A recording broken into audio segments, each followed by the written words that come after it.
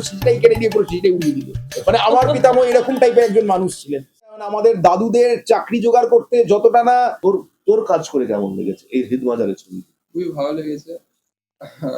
আর এত খেয়েছি মানে সেটাও আরো ভালো তুলিকার মা লেগেছে। আমার মা দুজনেই। খাওয়াটাই মেন হয়ে ও গেছে। তুলিকার মাও রান্না করে পাঠিয়েছে, আমার মনে করেন মিষ্টুর মাও রান্না করে পাঠিয়েছে, এক বিয়েতে তাহলে পাঠিয়েছে। কি আমরা এরপর থেকে রাহুলকে যখন ডিরেক্টর নেবো অন্য কোনো ছবিতে আমরা বিজ্ঞাপন দিয়ে দেবো, যারা যারা ভালো খেতে চান তারা অবশ্যই কাজ করতে চলে আসুন।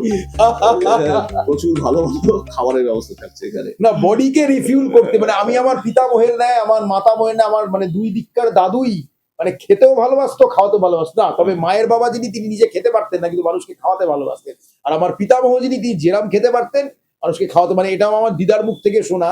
যখন মানে সম্বন্ধ দেখা সবে চলছে মায়ের সাথে, একদিন গেছে খেতে দিয়েছে দিদা, একটা মানে আচারের একটা শিশি থেকে দিদা 1 চামচ আচার বার করে দাদুকে দিয়েছে। ভালো লেগেছে, তাহলে দিন দিন দিন বলে দিদার হাত থেকে পুরো শিশিটাই কেড়ে নিয়ে পুরো শিশিটাই উড়িয়ে দিল।